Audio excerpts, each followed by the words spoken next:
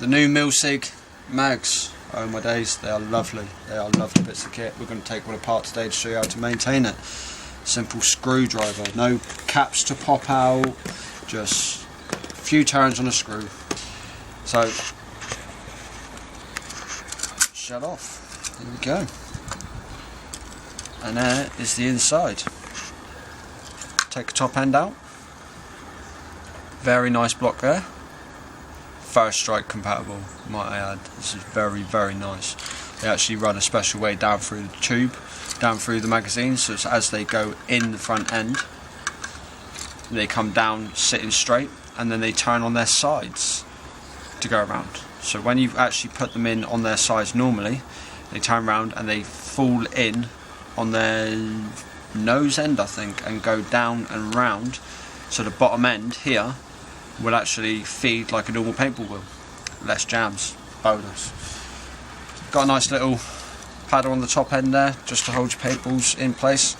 Up here we have the main mechanism of the mag. We just pluck this one out here. There's a couple pins, as you can see there, just fall out of place. I'm just going to stick them over to one side.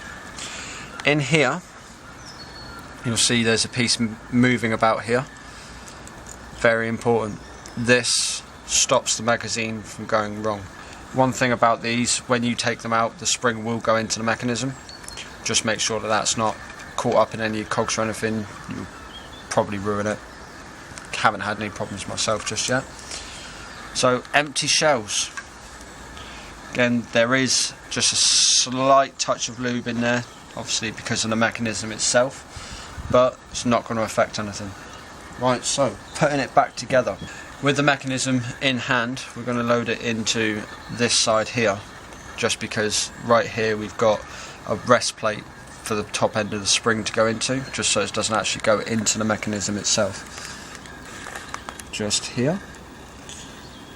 A little groove cut in it for the main wire to run through. Right. So when we actually load it in, you need your 2 pins in first. Just into 2 little holes at the top of the cutout there, and then the mechanism sits on it that way round. This bit of plastic here with the 2 grooves cut into it, you slide it in above the wheel, just here, and that just slides into place.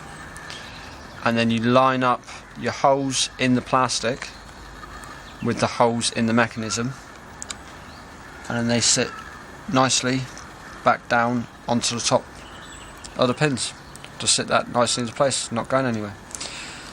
The string that comes through is actually a coated wire that comes through, put over and into the little groove in that rest plate, just there, and then the spring itself can sit up against that rest plate quite nicely.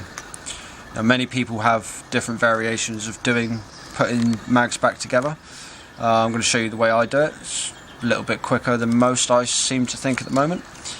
What I tend to do, lay the spring into place, put a little bit of tension on the spring so you don't have to hold it.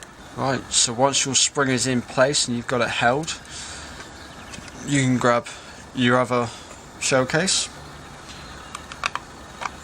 and you can just sit that into place nicely on top there, and then you can let this spring go. It's all guided inside anyway.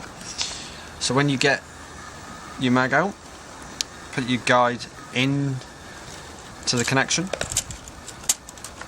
and I just tend to sit mine just inside, so when I lift this shell with just a little bit, just enough to get that in there, there we go. Again, there we go, sat in nicely. Okay, there's just a case of turning it over, putting the screws back in.